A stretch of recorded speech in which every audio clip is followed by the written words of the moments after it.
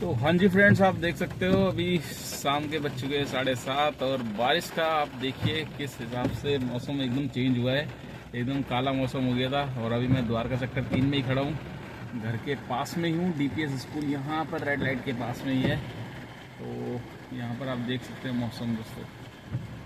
तो हाँ जी फ्रेंड्स, कैसे हो आप सब? सभी को राम राम भाइयों को। दोस्तों शाम के 7:30 बज चुके हैं और मैं अभी द्वारका सेक्टर 3 पहुंच गया हूँ अपने घर के पास। और मौसम जैसे कि आप जानते हो इस टाइम बिल्कुल एकदम खराब हो चुका है, काला मौसम हो गया, बारिश स्टार्ट हो गई है। तो बिल्कुल मैं टाइमली घर के पास पहुंच गया दोस्तों। मैं साउथ एक्स पे खड़ा था, नोएडा से लाया था बुकिंग रैपिडो में और नोएडा से सीधा डिफेंस कॉलोनी आकाश इंस्टीट्यूट के पास में छोड़ा, साउथ एक्स फ्लाईओवर के नीचे। वहीं पे तुरंत मेरे घर के पास के द्वारका सेक्टर 12 बाल भवन स्कूल के पास की बच गई 442 रुपये में। तो मैंने बिल्कुल भी देरी ना करते हुए फटाक से क्लिक किया और फटाक से बुकिंग उठाई और मैडम को एक घंटे 10 मिनट में यहाँ पे ड्रॉप कर दिया 442 रुपये में। और वैसे ही दोस्तों सेक्टर 1 तक जैसे ही आ रहा था मौसम एकदम बदल चुका था, एकदम काला मौसम हो चुका था। तो फिर तो दोस्तों जब मौसम हो जाए ख़राब तो आप समझ लीजिए फिर कुछ नहीं सोचता बंदे को। हमें भी यही लगता है कि हम यार अब कमाई तो होनी नहीं है। देखो ट्रैफिक लगेगा भयंकर, उसमें जितने की राइड नहीं होगी उतनी ज़्यादा सीएनजी पी जाएगी गाड़ी। तो उस टाइम बस एक ही मन करता है कि यार बस अब घर पहुँचे अपने परिवार के बीच में और घर जाके अपना अच्छा सा खाना वाना खाए बढ़िया सा। बारिश मौसम में जो जो आपको पसंद हो वो चीज़ खाने का मन करता ही है। तो दोस्तों आज मैं मॉर्निंग में निकला था, तकरीबन 8:30 बजे निकला था। और दोस्तों आज सीएनजी की बड़ी थोड़ी सी प्रॉब्लम थी, एक दिन पहले डलवा नहीं पाया था और इसलिए सीएनजी की लाइन में लगनी पड़ी। क्योंकि अब आजकल स्कूल खुल गए ना, इस वजह से थोड़ा सा टाइम लग जाता है। आधा घंटा सीएनजी में लगा, 9 बजे काम स्टार्ट किया अपना। और पहली ट्रिप मेरे पास सीधा आई गुड़गांव की। तो अब आप सोच रहे हैं महेश भाई गुड़गांव का टैक्स तो एक्सपायर कर रखा है यार, आपने आप कैसे जा रहे हो टैक्स, मतलब गुड़गांव आपको कोई रोक नहीं रहा। तो दोस्तों देखिए प्रोटेक्शन लेके चलना पड़ता है अपना। जैसे कि मैंने लास्ट वीडियोस में भी बता रखा है, जिन भी भाइयों की 8 साल पुरानी गाड़ी हो चुकी है, 9 साल पुरानी हो चुकी है, हरियाणा में क्या है कि अभी हरियाणा में फिटनेस का भी काम नहीं चल रहा दोस्तों। हरियाणा की खुद की गाड़ियाँ फंसी पड़ी है फिटनेस में। तो जैसे कि वहाँ की उन्होंने जो अनिल विज है ट्रांसपोर्ट मिनिस्टर, उन्होंने बोला था कि 9 साल से 12 साल कर दें। तो इस चक्कर में रुका पड़ा है सारा मामला, अभी तक ना कोई 12 साल हुई। तो जो 9 साल की 8 साल की परमिट होती है बस उसी पे वो उनका सॉफ्टवेयर अपडेट नहीं हो रहा। जब तक अपडेट नहीं होगा तब तक टैक्स नहीं कटेगा। तो उसमें हम कर क्या सकते हैं, कर यही सकते हैं दोस्तों, हमें नॉर्मली जो हरियाणा का टैक्स है वो काटना पड़ेगा। साथ में एक परमिशन हमें लेके जानी पड़ेगी जो कि एक आपके पास वो होता है कि हाँ आपकी गाड़ी का टैक्स नहीं है एनसीआर का, बट आपने परमिशन ले रखी है हरियाणा में आने की। तो उसके साथ आपने हरियाणा का स्टेट टैक्स जैसे कि आप आउट स्टेशन बुकिंग्स में करते हो। तो वही है दोस्तों, डेली का लग रहा है 200 रुपये का चूना, पर 200 की जगह मैं 2 चक्कर मार लेता हूँ तो एक एमसीडी पास होता है तो उसमें रिकवर हो जाता है दोस्तों। क्योंकि 40% काम हरियाणा से निकलता है, इसीलिए मैं छोड़ता नहीं हूँ। पहली बुकिंग आई 18 किलोमीटर में 475 रुपये मिल रहे हैं। तो 18 किलोमीटर 475 छोड़ा, वहाँ से ऊबर ऑन कर दी थी। ऊबर की बुकिंग आई वसंत विहार की, वसंत विहार छोड़ा। उसके बाद फिर मैं चला गया था आपका नोएडा साइड, नोएडा की बुकिंग मिल गई थी सफदरजंग एनक्लेव से। वहाँ से वसंत विहार से नहीं मिली थी, नोएडा चला गया। नोएडा से फिर वापसी रैपिडो में लेकर आया। तो मतलब 2 चक्कर अपना का गुड़गांव रहता है, 2 चक्कर रहता है नोएडा दोस्तों। तो जब तक हम एनसीआर में नहीं जाते ना तो काम नहीं हो पाता। और वही चीज़ है, देखिए जिसकी जैसी हैबिट है उसको वही चीज़ रूट पसंद है। अब मुझे रूट पसंद है लंबे लंबे, जैसे दिल्ली से गुड़गांव, गुड़गांव से नोएडा या दिल्ली, या फिर दिल्ली से नोएडा, नोएडा से वापस गुड़गांव। तो एक एक राइड में दोस्तों टोल के साथ ना 400 रुपये तक का फेयर आ जाता है। तो अगर हम एक चक्कर भी एनसीआर का मारते हैं तो 700 से 800 रुपये आराम से निकल आते हैं। तो इसमें क्या होता है कि आपका गाड़ी की एवरेज भी अच्छी आती है, सीएनजी भी सही उसमें चलती है। अभी मैं आपको बता दूं, अभी मेरी 182 किलोमीटर गाड़ी चली है और काम मैंने कर लिया है बढ़िया सा।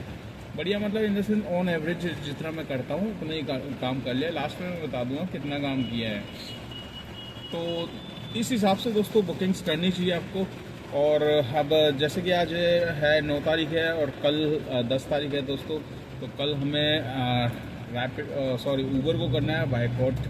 तो कल ऊबर बिल्कुल भी नहीं चलानी। वैसे तो मैंने कम कर दिए हैं, आप मैं अपना पूरा वो दिखाऊंगा ना वीक का, आप खुद देख लोगे भाई। क्योंकि मैं जैसे हफ्ते में करता था ना, तो मेरी जो पूरी अर्निंग का स्लैब होता था वो टोल वगैरह लगा के मैं बता रहा हूँ, तो 17-18 तक पहुँच जाता था, 17-18 हज़ार तक का पहुँच जाता था।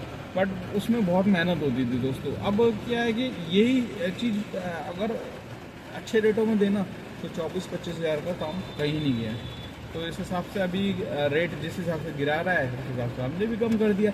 अब ऑप्शन बते रहे हैं दोस्तों, दोनों ऑप्शन है, ओला है, उबर है, सॉरी उबर तो नहीं चलानी, ओला है, आपका रैपिडो है। रैपिडो में अच्छे रेटों की बुकिंग्स है, वो लो। तो अभी फ़िलहाल इस कंपनी को अभी थोड़ा सा हमें डाउन करना है, क्योंकि कहते हैं ना किसी का घमंड जब हो जाता है ना, अहंकार तो रावण का भी नहीं रहा दोस्तों, कहावत है ना। तो अभी इसको जब से ब्लू स्मार्ट बंद हुई ना, तो उसके जो नखरे हैं ना वो ऊपर हाई लेवल पर पहुंच चुके हैं। ठीक है, तो उसको थोड़ा डाउन करना है, नीचे लाना है। ठीक है, इसको भी बताना है कि भाई ड्राइवर की क्या अहमियत है। ड्राइवर को आप फेयर नहीं दोगे तो आपका काम, यार कंपनी पूरी हमसे चल रही है, 80% लोग हम हैं, हमारी खुद की गाड़ी है, आपने ही हमें लालच दे के गाड़ियाँ दिलवाई ना। अगर हम ही आपकी कंपनी से हटा देंगे, आपकी क्या ऊबर ब्लैक सप्लाई पूरी कर लेगी, डिमांड पूरी कर लेगी, या आपकी फ्लिट की गाड़ियाँ डिमांड पूरी कर लेगी? नहीं कर पाएगी दोस्तों। जब हमने ठान लिया ना कि गाड़ी नहीं चलानी तो नहीं चलाएंगे फिर, क्योंकि जब तक आप फेयर नहीं बढ़ा के दोगे हम बिल्कुल भी आपका साथ नहीं देंगे। तो दोस्तों इस मुहिम को साथ में कंटिन्यू करनी है और कल देखना है। देखिए कल कोशिश करना दोस्तों दूसरी ऐप में ही काम करें, क्योंकि जब तक आप लोगों का साथ नहीं मिलेगा तब तक हम कुछ नहीं कर सकते। ठीक है, अभी तो हम सभी जितने इन्फ्लुएंसर हैं, ठीक है, वो लोग साथ आए हैं, जितने भी हमारे यूट्यूबर्स हैं, फेसबुक पे हैं, जितने भी भाई हमारे सोशल मीडिया से जुड़े हुए हैं, तो वो साथ में एक साथ हैं दोस्तों, एक साथ आपकी एक आवाज़ बुलंद कर रहे हैं। ठीक है, जब आप ही साथ छोड़ दोगे तो फिर कैसे होगा? तो इसीलिए एकता दिखानी पड़ेगी सोशल मीडिया की ताकत को। देखिए अब हर चीज़ एडवांस हो चुकी है, तो हम भी एडवांस तरीके से ही ये कर रहे हैं, बाइकआउट करने का तरीका। बाकी और आगे की रणनीति क्या रहेगी, कल के बाद परसों से क्या होगा, वो सब चीज़ें दोस्तों जैसे जैसे अपडेट आएगा वैसे वैसे मैं आपके साथ शेयर करूँगा। तो चलिए, आज बारिश हो गई है बहुत तेज़, घर से भी फ़ोन मेरे आना स्टार्ट हो गया है। तो इस वीडियो को कर लेते हैं यहीं पे एंड, और आपको काम मैं बताया था, टोटल काम मेरा यहाँ पर आपको दिखाया था। 1100 कुछ रुपये का मेरा ऊबर का है, और 1100 कुछ का, मतलब टोटल काम मेरा टोल वोल लगा के 2800 कुछ रुपये का काम है। तो 2850 तक का काम आप मान के चलिए, जिसमें से मेरी CNG तकरीबन सुबह मैंने डलवाई थी 400 रुपये की, और फिर मैंने दिन में डलवाई थी 400 कुछ रुपये की, और मेरे पास अभी आधी से ऊपर CNG है और कल की भी थी। तो तकरीबन मेरी CNG लग चुकी है दोस्तों, 700 रुपये की CNG लग गई है, और 2800 कुछ रुपये का काम है। तो बचेंगे 2100 रुपये। 2100 में से 300 रुपये निकालूंगा गाड़ी की maintenance, fitness permit, insurance, tyre घिसे, 100 रुपये का पेट्रोल, तो बचेंगे मेरे हाथ में 1800 रुपये। तो आज की नेट इनकम है दोस्तों 1800 रुपये की। इसमें मुझे किसी को कुछ नहीं देना। हाँ, आपकी नई गाड़ी है तो गाड़ी की EMI पे करनी पड़ेगी आपको, और ड्राइवर रखा हुआ है तो उसकी भी सैलरी देनी पड़ेगी, तब जाके आपके पास नेट इनकम आएगी। एक चीज़ और दोस्तों, अभी मैंने रिसेंटली सुबह दिन के टाइम में एक वीडियो डाली थी, इस वीडियो में भी मैं आपको बता रहा हूँ, किसी भी भाई को टेंशन लेने की ज़रूरत नहीं है। जिसकी भी 8 साल पुरानी गाड़ी है, कोई कहीं नहीं जा रहा। ये सब चीज़ें बस एक अफवाह होती है। ठीक है, अभी कोई इम्प्लीमेंट नहीं हुआ, कुछ नहीं हुआ। ऐसे अगर गवर्नमेंट करेगी ना तो गवर्नमेंट बहुत जल्दी जाने वाली है, ये समझ लीजिए। तो अपना बिंदास होकर काम करिए किसी चीज़ की। ये मत सोचना कि भाई यार गाड़ी का टाइम हो रहा है, जल्दी से निकाल दो यार।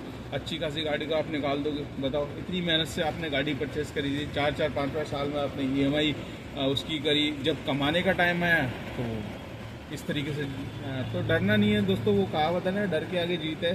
तो आप डर गए तो फिर सारी चीज़ें आप मनोबल अपना तोड़ दोगे। तो अपना जो मनोबल है उसको बरकरार रखना है, कोई कहीं कुछ नहीं हो रहा।